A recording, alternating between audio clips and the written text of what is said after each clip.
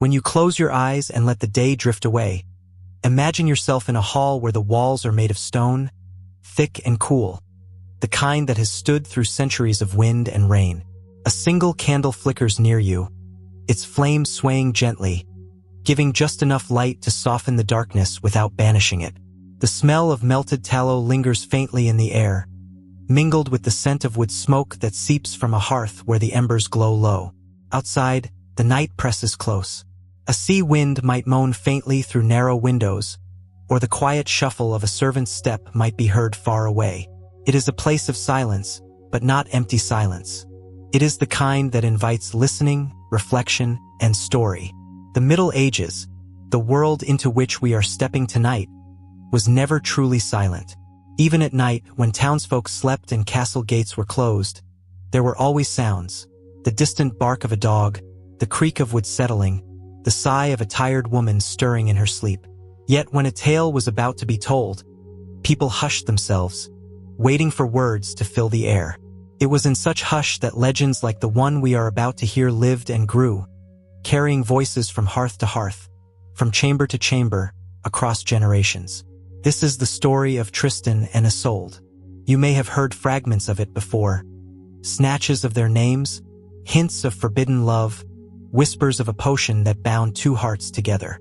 But tonight we do not rush to the tragedy, nor do we leap directly into the arms of destiny. Instead, we linger in the doorway. We breathe in the air of their world. We allow ourselves to feel not only what the nobles felt, but also what ordinary women and men, servants and soldiers, cooks and singers might have felt as they carried the burden of living close to such legends. Have you ever felt the pull of a story older than memory, yet somehow familiar? If this tale touches you, I'd love for you to share how it makes you feel.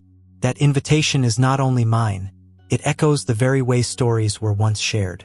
In a medieval hall, a storyteller might pause to ask a question, drawing listeners into the web of memory.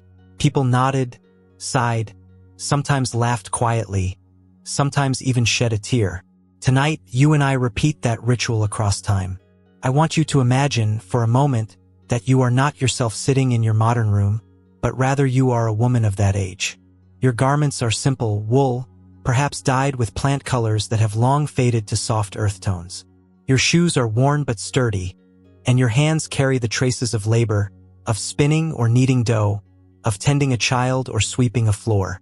You live in a world where candles are precious, where warmth comes from firewood gathered carefully, where every task of survival takes time and care. And yet, in the evenings, you too hunger for something beyond tasks and duties. You long for story, for music, for words that lift you out of the ordinary and allow your heart to dream. In this frame of mind, the legend of Tristan and Isolde becomes more than a noble affair. It becomes a mirror in which you glimpse your own longing.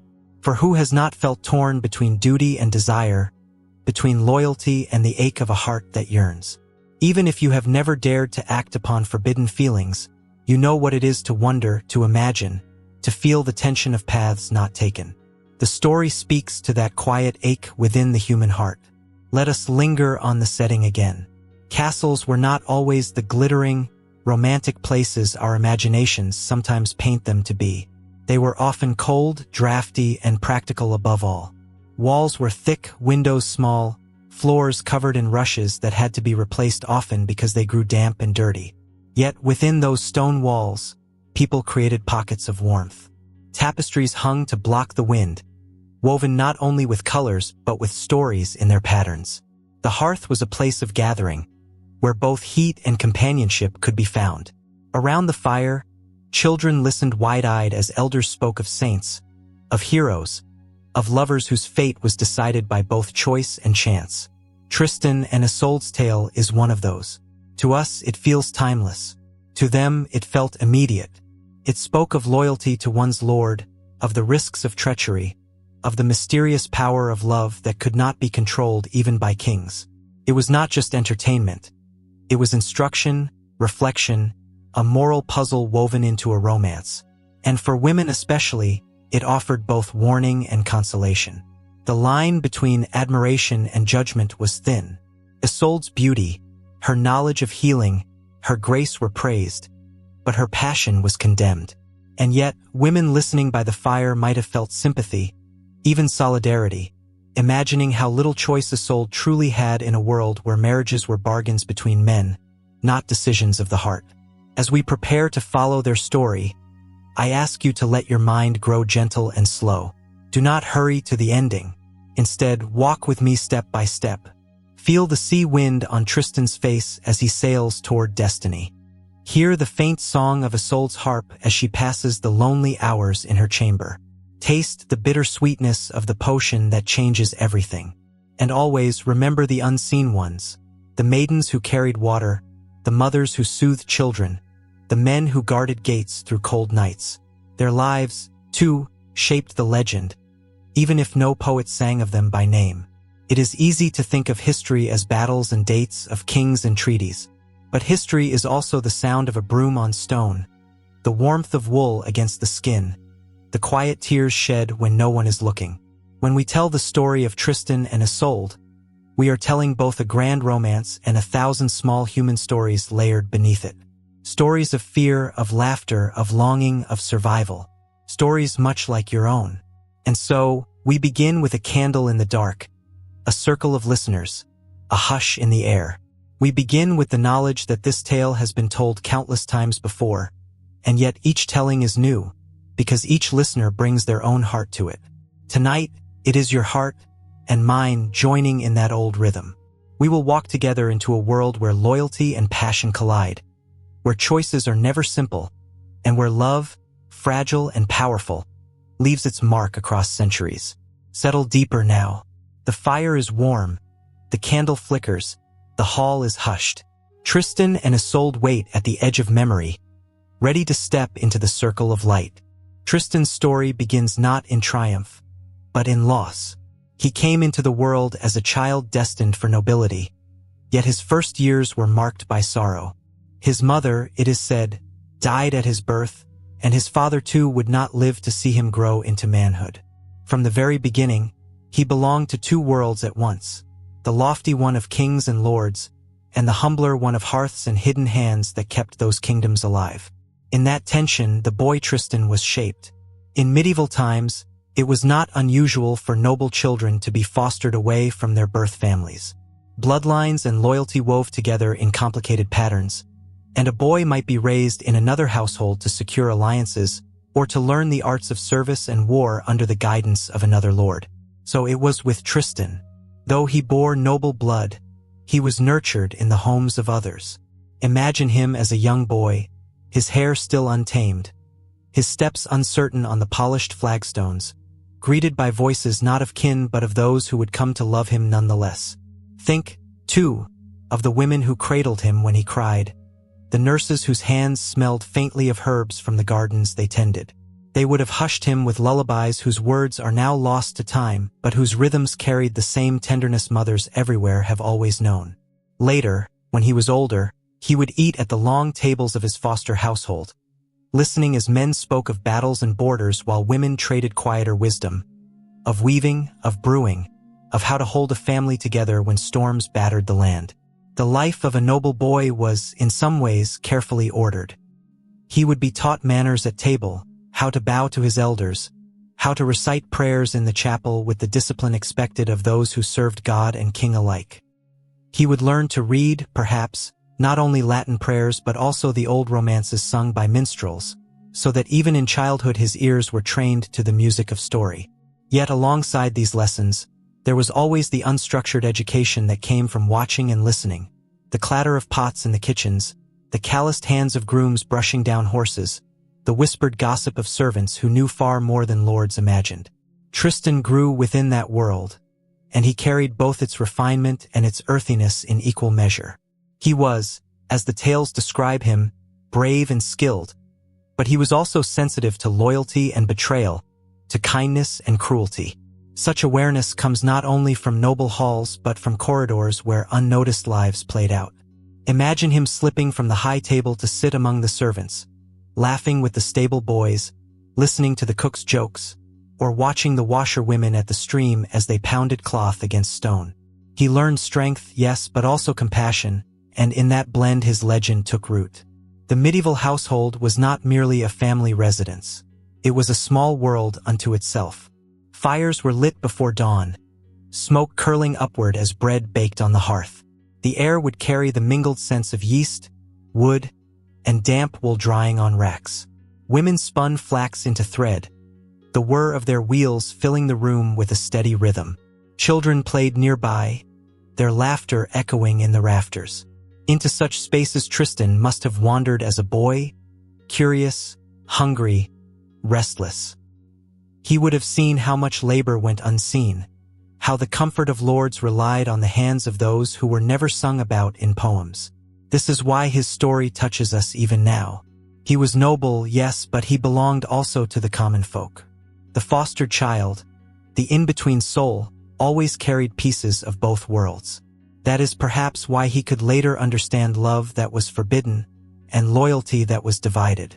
He had lived dividedness since his earliest days. Training, too, was part of his youth. A boy raised to serve lords would be taught to ride horses, to wield weapons, to practice the arts of war.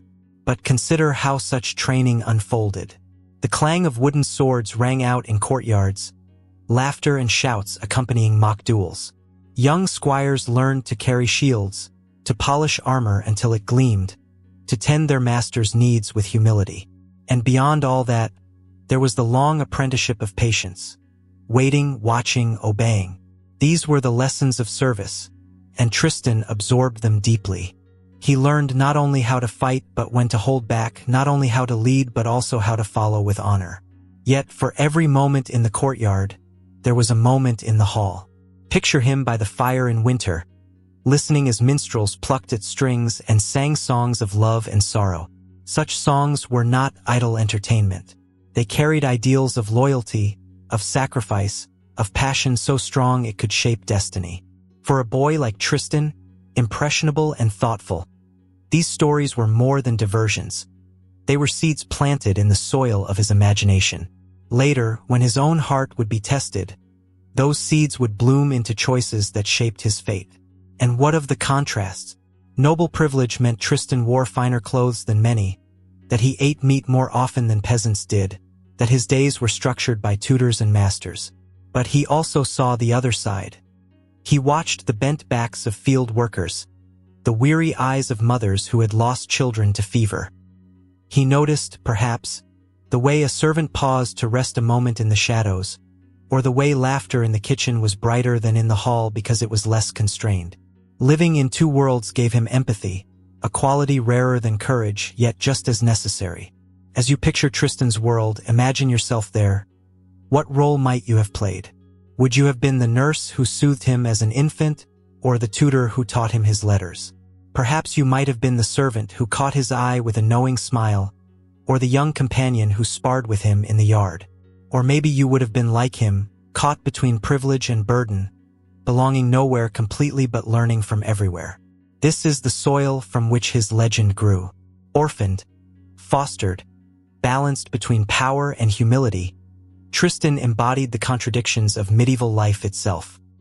He carried the grace of nobility but also the tenderness of one who had known loss and the closeness of common hearts. And in that balance, he became a figure who could speak across centuries. Not simply as a knight of romance, but as a human being shaped by both love and hardship.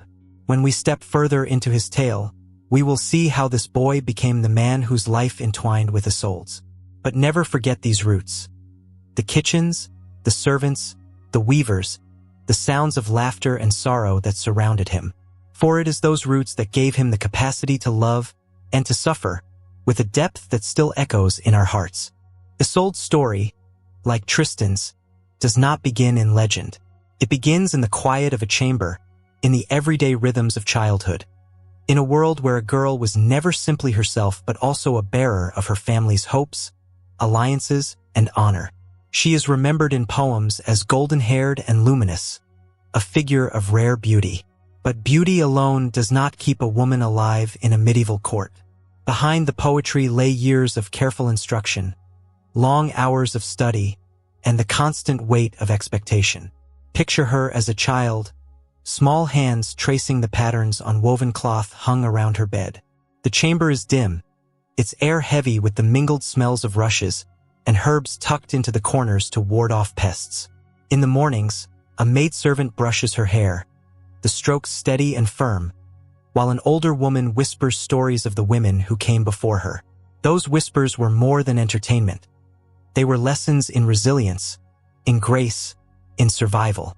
From the earliest age, Isolde would have learned that her body and her voice carried significance.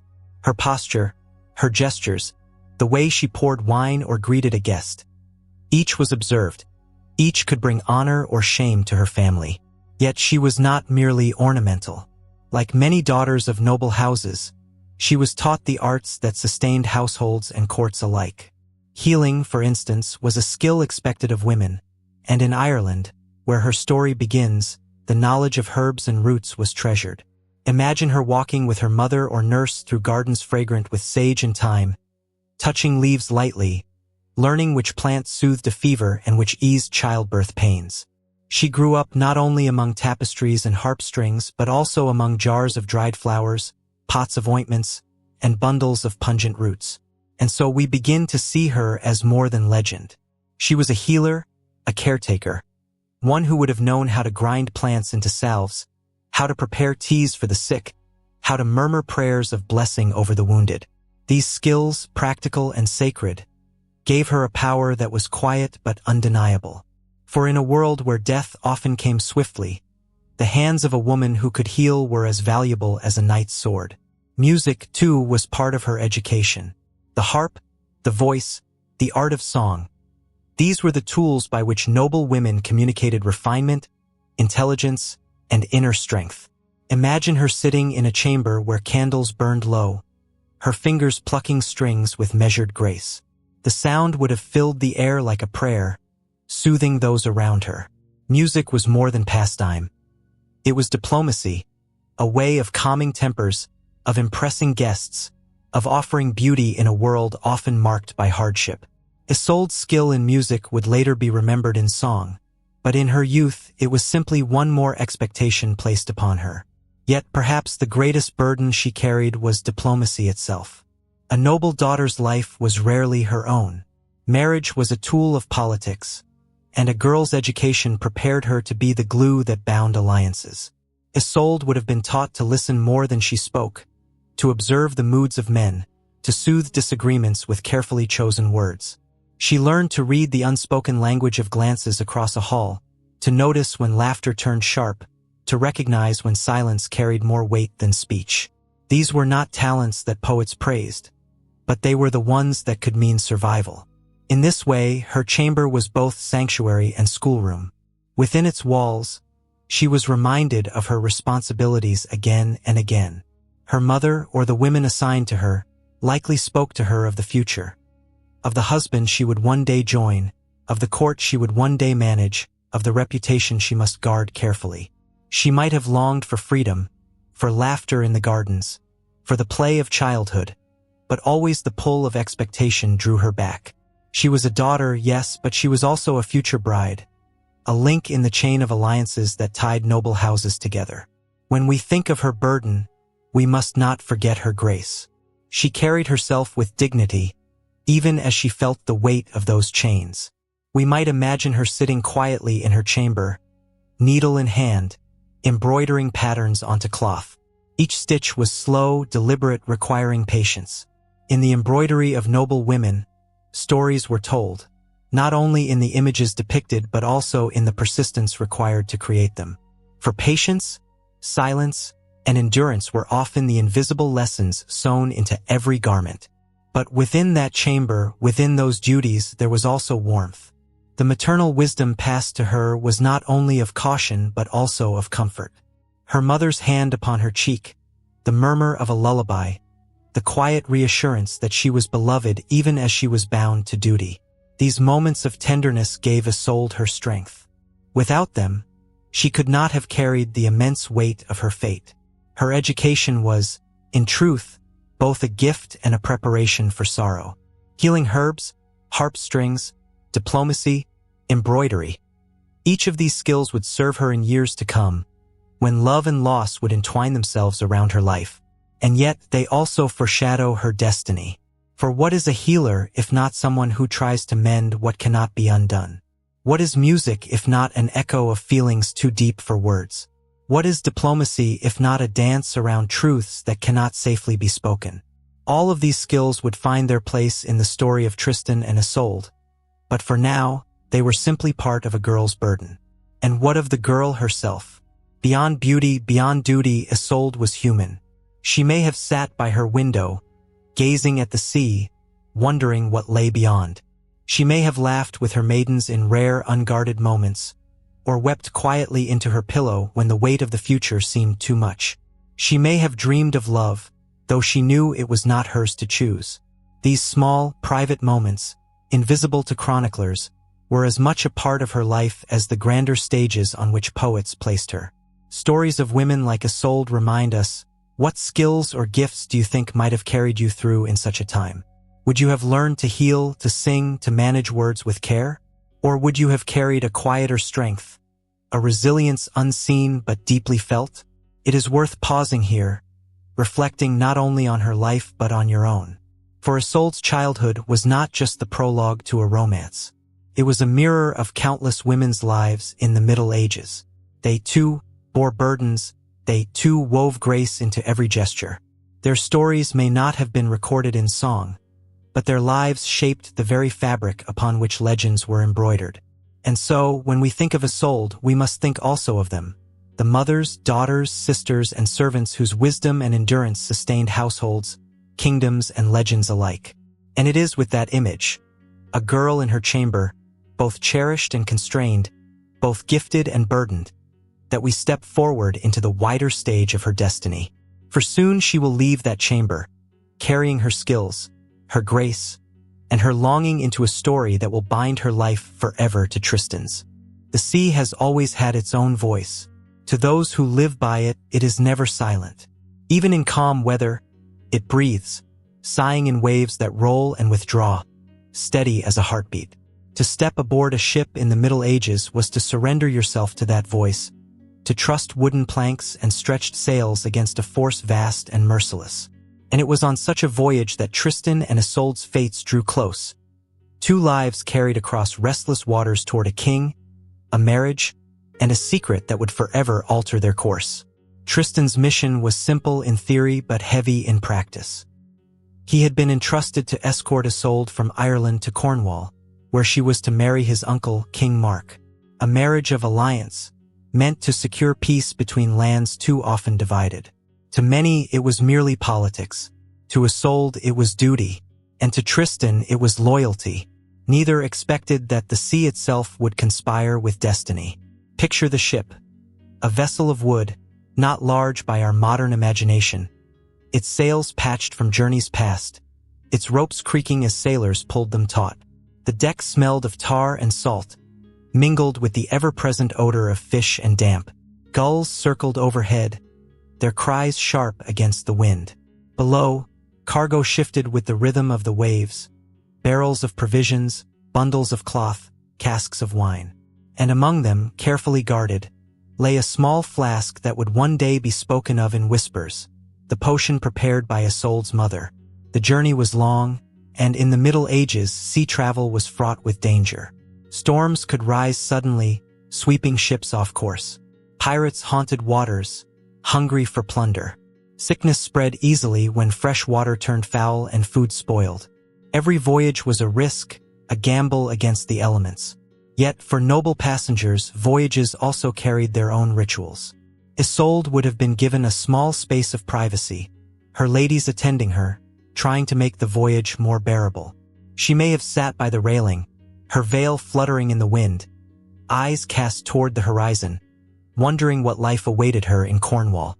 Tristan, ever loyal, must have kept watch, not only for threats on the water but also for the comfort of his charge. He would have spoken with her at times, carefully, perhaps awkwardly, for she was his uncle's future bride. Yet their proximity could not help but shape a bond. Imagine them in conversation, their words carried away by the sea breeze, their silences just as telling as their speech. Duty pressed heavily on them both. Yet in the shared experience of a voyage, something gentler began to stir. And then the potion. In most tellings, it is described as a drink prepared by Isolde's mother, meant to be shared between Isolde and King Mark on their wedding night, a charm to bind their hearts in love. But fate, or perhaps accident, placed it instead in the hands of Tristan and Isolde. One evening, thirsty from heat or lulled by the rocking of the ship, they drank of it together. The potion itself may have been a mix of herbs and wine, nothing magical to our modern eyes. Yet in the story, it becomes the symbol of something greater. For was it truly the potion that bound them? Or was it the recognition of a longing already stirring within them, given permission to rise by the excuse of fate? Medieval listeners may have nodded knowingly at this part of the tale. A potion is a convenient explanation, a way to soften the scandal of forbidden love. But beneath it lies a deeper truth, that sometimes love comes unbidden, whether or not we choose it. And so, on that ship, the world shifted. The sea rocked them gently, the sky stretched vast above, and within their hearts something irreversible took root. They were no longer merely knight and future queen. They were lovers bound by forces greater than themselves, whether those forces were herbs, or desire, or the hand of destiny itself. For Isolde, the potion was a double weight. As a woman in her world, her choices were already limited. She had been prepared to marry a man not of her choosing, to serve peace and politics before her own heart. Now, even the little freedom left to her, the freedom of her inner self, was overtaken. The potion gave her passion, yes, but it also took away her agency. She became, in a sense, both empowered and trapped. To feel so deeply was a gift, but to feel for the wrong man was a burden she could never escape. For Tristan, too, the burden was heavy. Bound by loyalty to his uncle, raised to honor oaths above all, he now carried a secret that made him traitor in heart if not in deed. Every word spoken to Isolde after that moment was tinged with longing. Every silence was a silence of restraint. The sea voyage that should have been only passage became the stage on which their destiny began. And the sea itself, how might we imagine it then? Waves swelling and falling, a lullaby that both comforted and unsettled. The creak of wood, the snap of sails, the taste of salt on the lips. Day after day, water stretching endlessly, as though the ship floated in a world apart from all others.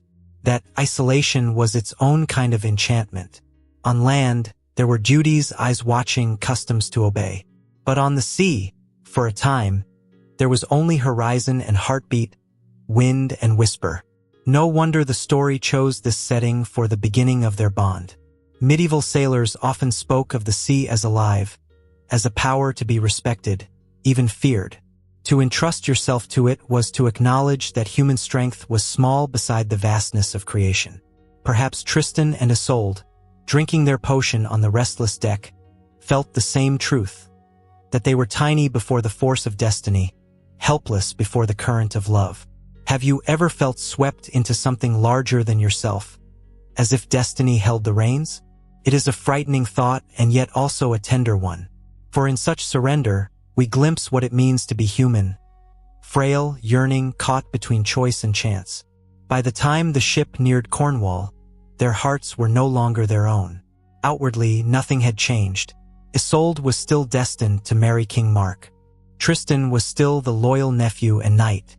But beneath the surface, everything had altered. They had crossed a threshold that could never be uncrossed. And so, the sea bore them to shore, not merely as passengers but as lovers bound in secret. The waves that had carried countless ships across centuries had now carried a story that would echo for generations. For in that voyage lay the beginning of both joy and sorrow, both tenderness and tragedy. The sea, the potion, the surrender to forces unseen. These became the roots of a legend that still moves us, even now. When Tristan and Isolde stepped ashore in Cornwall, the potion still lived quietly in their veins. Outwardly, nothing had changed. She was the promised bride of King Mark, and he was the loyal nephew and knight who had delivered her safely across the sea. The court welcomed them with celebration, with feasting and ceremony, as was proper. But within them both, everything was altered. A thread had been tied between their hearts, and no ritual, no law, no vow could untangle it. It is here their love entered its shadowed season. In a medieval court, life was never truly private.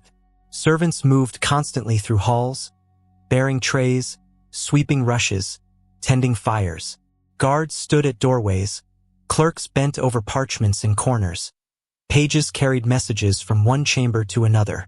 At night, even when torches burned low, there were eyes and ears everywhere. Secrets were never fully safe. And yet, secrets thrived all the same. Human hearts have always sought corners of quiet where longing might bloom. Imagine the castle gardens.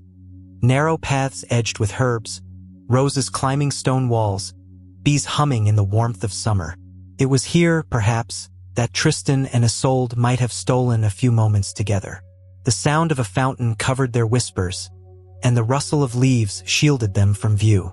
She, veiled and careful, would walk as though only enjoying the flowers. He, in the guise of a knight at leisure, would pace nearby. Their eyes would meet, and for an instant, time would seem to still. In hidden chapels, too, love might find a moment. These were small stone rooms, built for prayer, where flickering candles lit the images of saints. A servant might believe Isolde was kneeling in devotion, and indeed she may have been, but devotion of another kind stirred within her when Tristan entered. Their hands might brush as they both reached for the same psalter, or their voices might blend in low prayer, carrying words meant for God but trembling with another meaning. Theirs was a love shaped by silence. Words were dangerous. A single overheard phrase could spark gossip, and gossip could ruin. So they learned to speak with glances, with gestures, with the briefest of touches. The hush of footsteps along a corridor became its own language. The slow tread of waiting, the quick retreat when others approached, the soft rhythm of two hearts pacing in unison. Silence can be louder than any speech, and theirs was deafening in its intensity. Yet always there were risks. For every servant who carried in trays of food, there was the possibility of suspicion. For every maid who brushed Isolde's hair at night, there was the temptation to whisper to another about the queen's strange distraction. In medieval courts, reputation was fragile, especially for women. A man might be forgiven for passion. A woman could lose everything. Her honor was not only her own but her family's, her husband's, her household's. To stain it was to court disaster. And still, they could not help themselves. Love thrives not only in freedom but also in danger. The very risk sharpened their feelings, made each meeting more precious, each glance more charged. A brush of the hand across a goblet, the faintest smile when no one else was looking. These became their treasures. Where others saw only routine, they found entire worlds. The servants, of course, knew more than they ever admitted. Servants always did. They were the invisible witnesses of courtly life, moving quietly through chambers, attending to every detail.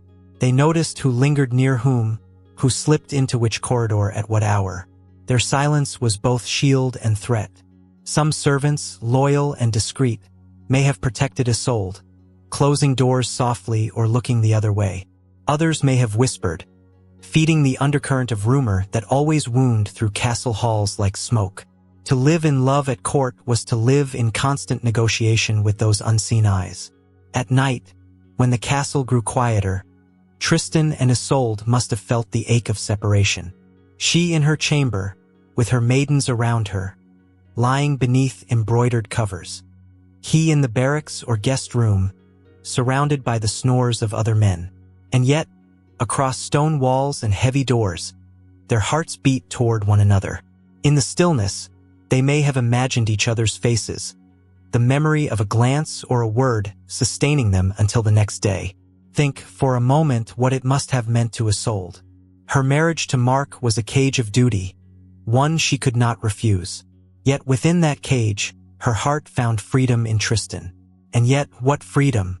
For even her secret love was a kind of prison, binding her more tightly in longing. Women of her time bore such double burdens. Bound in body to duty, bound in soul to desire. Her life became a weaving of grace and peril, each step a delicate balance. For Tristan, too, the weight was unbearable. His loyalty to Mark was deep. The man had raised him, trusted him, given him honor. To betray that was unthinkable.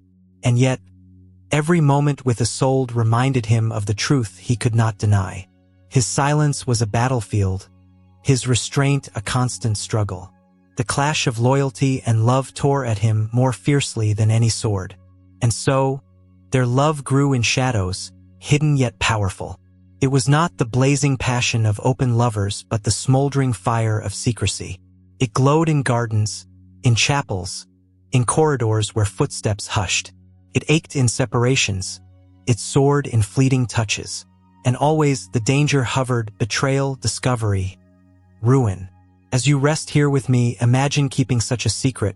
Would you choose love or safety? Would you risk all for a few moments of joy? Or would you hide your heart away, safe but unfulfilled? These are questions as old as time, and they echo still, whispered through centuries in the tale of Tristan and Isolde. Medieval court life was a stage where every gesture was scrutinized. Feasts were long, with musicians playing and food carried in on heavy platters. Nobles laughed loudly, their voices echoing against stone walls. Yet even in the midst of such noise, two pairs of eyes might find each other across the hall, speaking silently through the crowd. And in those glances lay a depth of intimacy no public display could equal. At times, their secret meetings may have been clumsy, hurried, stolen between duties. At other times, they may have stretched like eternity, each second suspended. And always, the knowledge lingered that discovery could mean not only shame but death. In some versions of the tale, they were discovered and punished. In others, they escaped for a time. But even when their secret was safe, they lived beneath its shadow. This is the paradox of forbidden love. It is both exalted and tragic, both joyous and cruel. For Tristan and Isolde, it was the very essence of life, yet it carried within it the seeds of sorrow. Their footsteps on stone floors, their whispers in gardens, their silence in chapels, all were part of a story too powerful to remain hidden forever.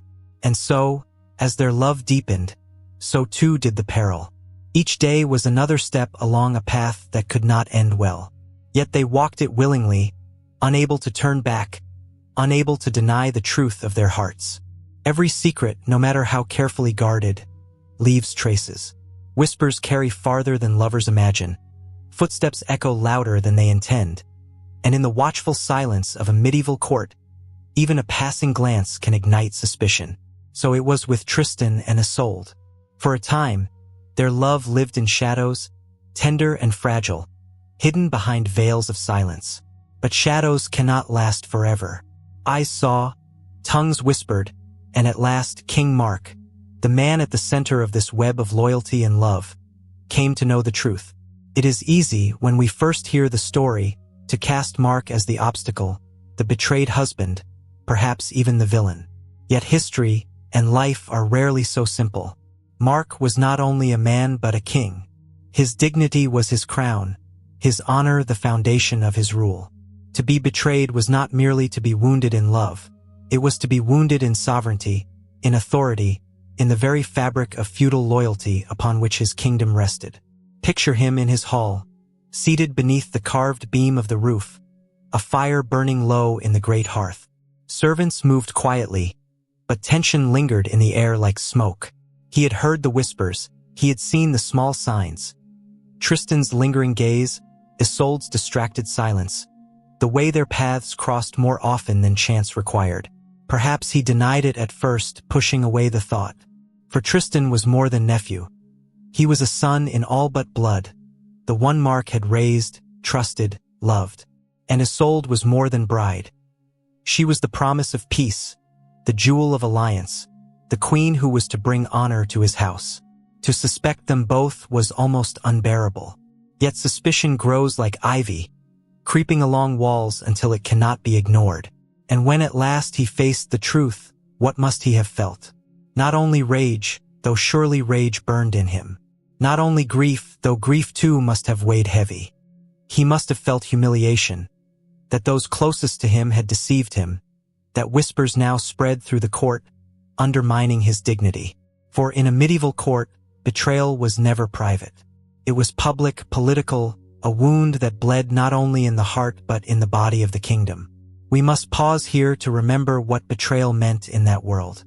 Feudal society was built on loyalty, oaths sworn between lords and vassals, husbands and wives, kings and subjects.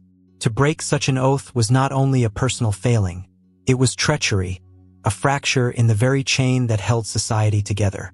For Mark, Tristan's betrayal was not merely that of a man loving another's wife. It was the betrayal of a knight who owed him fealty, a nephew who owed him devotion, a son who owed him gratitude. And for Isolde, it was the betrayal of a queen to her king, a woman whose duty was to honor the man who gave her crown and place. And yet, think of the complexity here. Mark was not blind to love. He must have known, at some level, that hearts cannot always be commanded. He must have seen, in their stolen glances, something that was not malice but longing. Did he, perhaps, remember his own youth, when he too had felt a passion that defied reason? Did he see, in their bond, not only betrayal but the very human ache for tenderness and connection? This is where sympathy touches him. For Mark was not only king. He was a man who loved, who trusted, who hoped. His sorrow was not only for his dignity but for the family he thought he had, the loyalty he believed unshakable. Imagine him alone in his chamber, the heavy silence pressing down, the tapestries around him seeming to mock his solitude. Did he pace the floor, fists clenched? Did he sit heavily, head in hands, struggling not to weep before his attendants? History does not record these moments, but humanity suggests them. When betrayal is discovered, what comes next? In the medieval world, punishment was expected.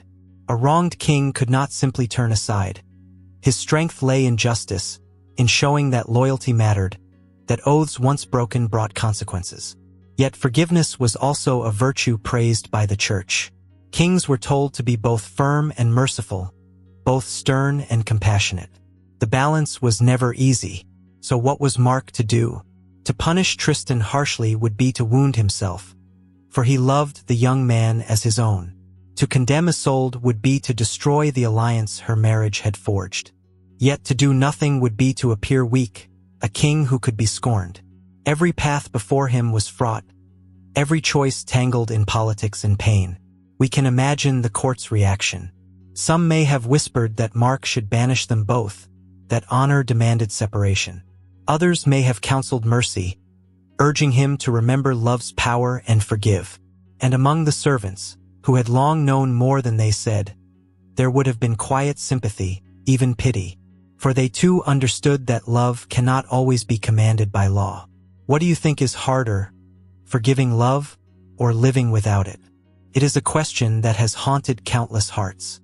For Mark, it must have burned with every passing day, every time he looked upon Tristan and Isolde, every time he remembered what had been lost. Forgiveness might have freed him, yet how could he forgive when every glance between them reopened the wound? To live without them might have brought peace, yet how could he sever bonds of kinship and alliance so easily? In some versions of the tale, Mark wavered, torn between rage and compassion. He punished them, then relented, then punished again. Such inconsistency is not weakness but humanity. For who among us has not felt torn between anger and longing, between justice and mercy? His struggle makes him more real, more sympathetic. He was not the cold villain of a simple story. He was a man caught in a web where every choice hurt someone, where every path led to sorrow. And beyond his personal grief lay the political ruin. Nobles who whispered about the queen's infidelity also whispered about the king's strength. Was he too weak to control his court? Was his rule undermined by his own family? In a time when power depended on perception, such whispers were poison. To Mark, the betrayal was not only in his heart but in his crown. Yet still, the story tells us he did not cease to love them. His anger never quite erased his affection. His pride never fully silenced his grief. In this, he becomes a figure as tragic as the lovers themselves. A man whose love, though different, was also betrayed, also broken. When we think of betrayal, we often side with passion, with the lovers who dared. But let us also pause with Mark. Let us feel his solitude, his humiliation, his impossible choices. let us grant him, too, our empathy. For in the end, the tragedy of Tristan and Isolde is not theirs alone. It is also his, the man who lost not only wife and nephew but trust, dignity, and peace. And so, the court that once glittered with ceremony grew heavy with silence. Every glance was measured, every laugh edged with unease. Tristan and Isolde continued their path, bound by love. Mark bore his wound, bound by sorrow. And the story pressed on toward its inexorable end, carrying all three within its tide. When secrecy could no longer protect them, when whispers grew too loud and suspicion too sharp, Tristan and Isolde did what so many before and after have done. They fled. Their lives, once bound by the halls of kings and the duties of courts, turned suddenly to wandering, to exile, to a fragile freedom carved out in the wild places of the world. Imagine them leaving under cover of night. The castle behind them glowed faintly with torches, its stones rising like a shadow against the sky. Before them stretched the unknown. Forests thick with dark trees, paths trodden only by hunters and outlaws, caves hidden beneath mossy cliffs. Each step took them farther from safety, farther from duty, and deeper into the uncertainty of love that must survive without walls to shelter it. The forest embraced them with silence, broken only by the rustle of leaves and the call of night birds. The air was damp, rich with the smell of earth and pine, cool against their skin after the heavy closeness of stone halls. For a moment, perhaps, they felt relief. No guards to watch them, no whispers to follow. Only the rhythm of their own footsteps and the comfort of each other's presence. Yet even in that relief lay fear. For beyond every tree could lurk a pursuer, and beyond every bend could wait discovery. Their refuge was not a palace but a cave, its walls damp and uneven, its floor hard with rock. They gathered branches, leaves, whatever they could find, to soften their bed. A fire, coaxed carefully from flint and dry twigs, offered warmth but also risk. Smoke could betray them. So their flames were small, their nights often cold. And there, in the flickering half-light, they leaned close, whispering not of politics or betrayal but of hunger, of weariness, of love stretched thin by hardship. Isolde's role in this exile was as heavy as Tristan's. While he kept watch, while he hunted for what game he could, she carried water from streams, her arms aching from the weight. She tended his wounds when thorns tore his skin or when exhaustion made him falter. She stitched clothing from rough cloth, her fingers pricked by needles, her eyes strained in dim light. She learned to hide the softness of silk behind the strength of survival. And through it all, she bore the guilt of knowing her choices had placed them both here. The woman's burden in exile is often unseen in stories, yet it was real. To cook what little food they had, to soothe fears with a touch, to keep silence when despair pressed heavy. These were her labors. And in the long nights, when sleep would not come, she must have thought of her chamber left behind. The tapestries, the clean linens, the ease of servants' hands.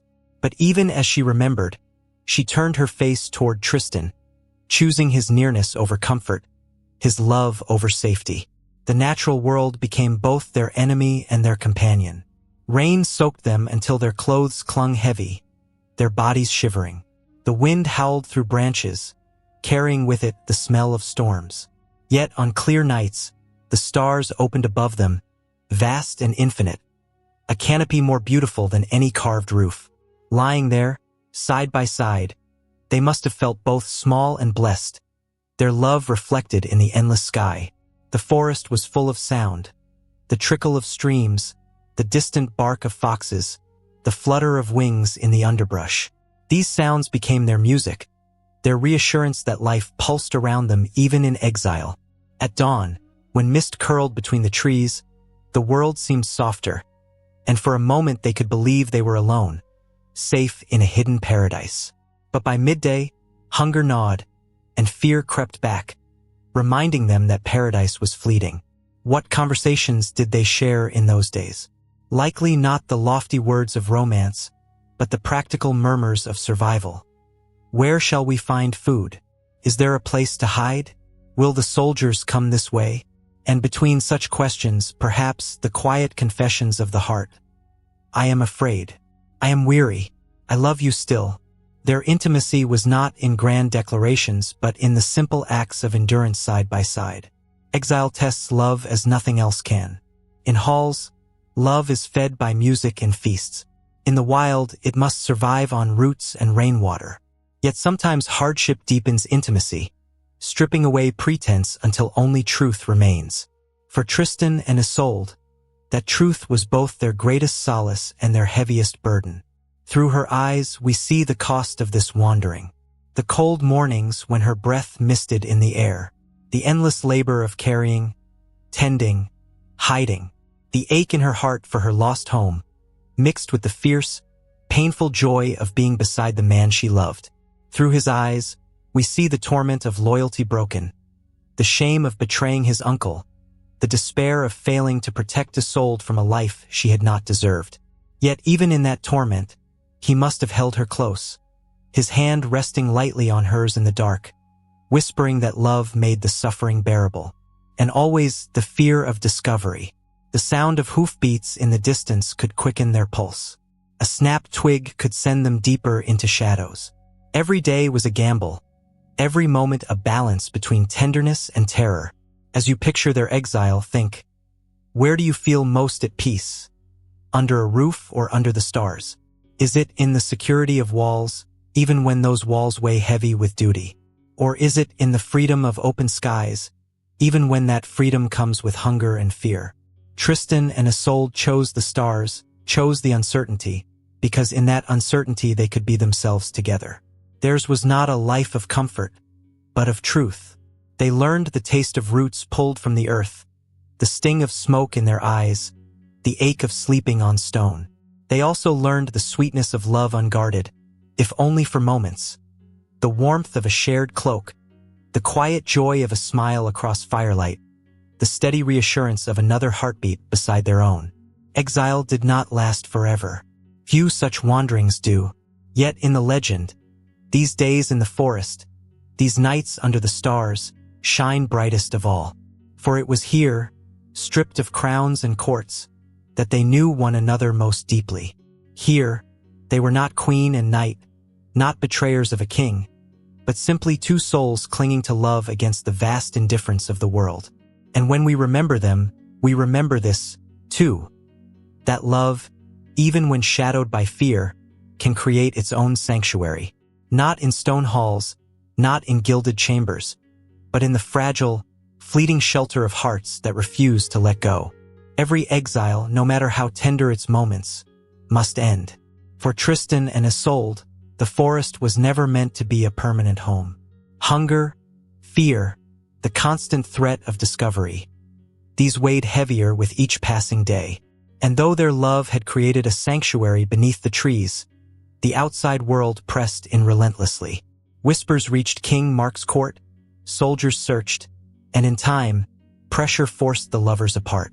Parting was not a choice freely made. It was the cruel consequence of the lives they lived, the roles they had been born into. Tristan could not abandon forever his oath of loyalty to Mark. Isolde could not remain hidden in the wild while her name was spoken with scandal in the halls of power. And so, their secret paradise dissolved. With hearts heavy they returned, he to wandering, she to walls. Imagine the farewell. Perhaps it was at dawn, when mist still clung to the trees and the air smelled of damp earth.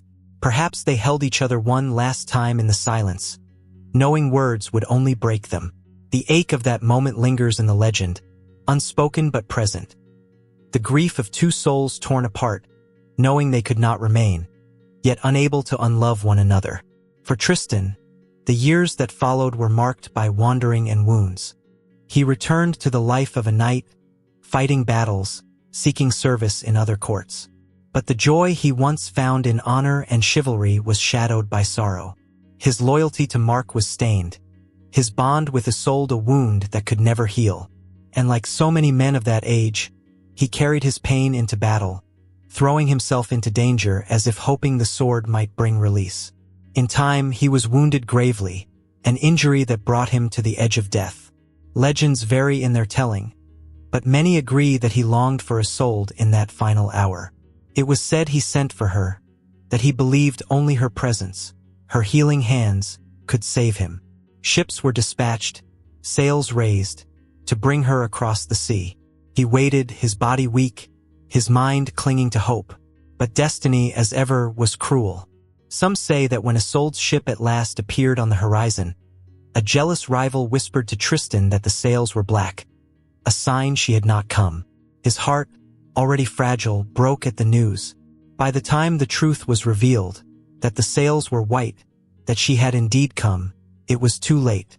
Tristan was gone, his breath stilled, his hand empty. Isolde, arriving too late, could only weep over him, her grief as deep as the sea they had once crossed together. And what of Isolde, left behind? Hers was the burden of endurance, the quiet survival of women whose hearts are broken but whose bodies must live on. She returned to the world of walls, to chambers heavy with tapestries, to the duties of a queen whose reputation was forever shadowed. There, she bore her sorrow in silence, as countless women have done. Medieval women had few choices in grief. To weep openly was sometimes allowed, but often they were expected to show composure, to fold their sorrow into prayer and service. A widow or a woman who felt widowed in spirit, even if her husband still lived, might wear dark clothing, might take refuge in the rhythm of the chapel. Many turned to God when the world gave no comfort. Isolde, too, must have walked those paths, kneeling before altars, whispering prayers not only for Tristan's soul but for her own strength to endure. And yet grief was never only spiritual. It lived in the body. It ached in the chest. It dimmed the eyes. It hollowed the cheeks. For women like Isolde, grief was a daily companion. Sitting with them at table, lying beside them in bed, rising with them at dawn. And still life required endurance. Meals had to be taken, appearances maintained, words spoken at court. To falter too much was to risk further gossip, further judgment. So sorrow became another mask, another duty to be borne with grace. Isolde's silence was not emptiness but resilience. She carried her love within her, hidden beneath the surface, a flame that flickered but did not go out.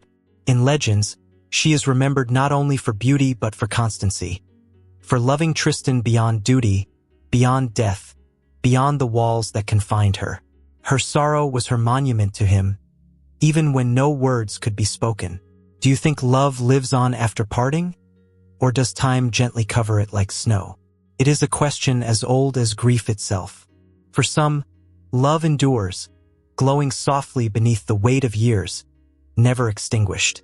For others, love is buried, softened by time until it becomes only memory. Perhaps Isolde's heart carried both, an undying flame and a quiet snow, side by side. The story tells us that when she died, she was laid beside Tristan, and from their graves grew two trees whose branches intertwined, as if even in death they could not be separated. Whether that image is history or invention hardly matters. What matters is the truth it conveys, that their love, though broken in life, endured in memory, in story, in the imaginations of all who heard their tale. And what of King Mark, left behind to bear his own solitude? In some versions, he too is moved by compassion at the end, allowing the lovers to rest together in death. If so, perhaps forgiveness came at last, not in life but in memory, when anger faded and sorrow softened the edges of betrayal. For in grief, even kings learn the futility of vengeance. For Tristan and Isolde, their parting was not only a personal sorrow but a mirror of the medieval world itself, a world where choices were limited, where love was bound by duty, where destiny seemed to weigh heavier than desire. Their story endures because it captures the ache of the human condition, the longing for freedom in a life constrained, the yearning for joy in a world that demands sacrifice. In Isolde's silence, we hear the silence of countless women who endured loss and carried on. In Tristan's wounds, we see the fragility of men who sought honor but found heartbreak. And in their parting, we glimpse the truth that love is both the greatest gift and the deepest sorrow. So their story ends as so many human stories do, not with a triumph, not with a happy ending, but with grief, with endurance, with memory. And perhaps that is why it still lingers, For we, too, know the pain of parting. We, too, wonder whether love endures or fades. And we, too, find comfort in imagining that somewhere, beyond walls and duty, beyond death itself, love might live unbroken. When we reach the end of Tristan and Isolde's tale, with its mingling of love and sorrow, we might pause and ask, why was this story told, and told again, for centuries? Why did medieval people, gathered in halls by candlelight, return to these names, these lovers, as if their lives carried truths worth remembering? The answer lies not only in the romance itself, but in the echoes it stirred, echoes of yearning, loyalty, betrayal, and the unending question of what it means to love when love defies the rules of the world. In the Middle Ages, stories were more than entertainment. They were a way of weaving meaning into life, of making sense of choices and consequences. Troubadours sang in courts, their voices carrying songs of knights and ladies, of joy and heartbreak. Minstrels wandered from town to town, repeating tales shaped by memory and imagination. And within these stories, listeners found not only diversion but also mirrors. To hear of Tristan and Isolde was to reflect on loyalty to lords, on the demands of marriage, on the pull of passion. It was, in a sense, a safe place to think about dangerous questions. Courtly love, as it came to be called, was the tradition that wrapped itself around such tales. In that tradition, love was often not about husbands and wives but about longing beyond marriage, about desire that could not be openly fulfilled. Knights pledged devotion to ladies they could never truly possess. Ladies inspired feats of bravery in men who would never be their husbands. It was a culture of tension, of yearning dignified into poetry, of impossibility turned into beauty. Tristan and Isolde fit this tradition perfectly, their love forbidden yet exalted, their sorrow elevated into legend. They were not alone, of course. Other romances carried similar themes. Arthur, Guinevere, and Lancelot, perhaps the most famous triangle of them all, echoed the same conflict between duty and desire. Guinevere's loyalty to Arthur warred with her passion for Lancelot, just as Isolde's loyalty to Mark warred with her passion for Tristan. These were not mere tales of scandal. They were explorations of human weakness, human courage, and the impossible balance between law and love. To medieval listeners, such stories were not remote. They reflected real tensions of daily life. Marriage was rarely a choice of the heart. It was a contract, a political alliance, a way of binding families together. And yet human beings have always longed for love that is chosen, not commanded. When people heard of Isolde, they heard also of their own yearning, their own quiet questions whispered into pillows at night. What if I had chosen differently? What if love had carried me beyond duty? The endurance of these stories lies in their honesty. They do not promise easy answers. They do not reward passion with happiness, nor betrayal with neat punishment. Instead, they reveal the messy truth, that love can both ennoble and destroy, that longing can both comfort and wound, that human hearts rarely fit neatly into the structures society demands. And beyond the halls of kings, these tales spread into villages, into towns, carried by song and story. A peasant by the hearth, listening to a wandering minstrel, might never see a castle, but still she could understand the ache of forbidden love. A servant in a noble household, overhearing fragments of poetry, might recognize in Isolde's silence the silences she too endured. The story belonged not only to the elite but to all who listened, because its emotions were universal. It is worth remembering, too, the role of women in passing these stories. Though the poems were often composed by men, women carried them in memory, retold them to children, embroidered them into cloth, sang them in lullabies. In this way, the legend of Tristan and Isolde was not only the property of kings and poets but of mothers, daughters, and sisters who knew the weight of love and loss. If this story has touched you, I invite you to share your thoughts. What lesson do you carry away tonight? For every listener finds something different in it. Some hear a warning, that passion leads to ruin, that duty cannot be denied. Others hear a celebration, that love, even forbidden, is more powerful than law, more enduring than death. And still others hear a question, unresolved. whether love is worth the pain it brings, or whether safety is the greater gift. The legend endures because it holds all these truths at once. It is not only a medieval romance. It is a mirror for the human condition. We yearn, we choose, we suffer, we endure. Tristan and Isolde lived long ago, or perhaps they never lived at all, existing only in song and memory. But their story is ours, too, echoing in the chambers of our own hearts.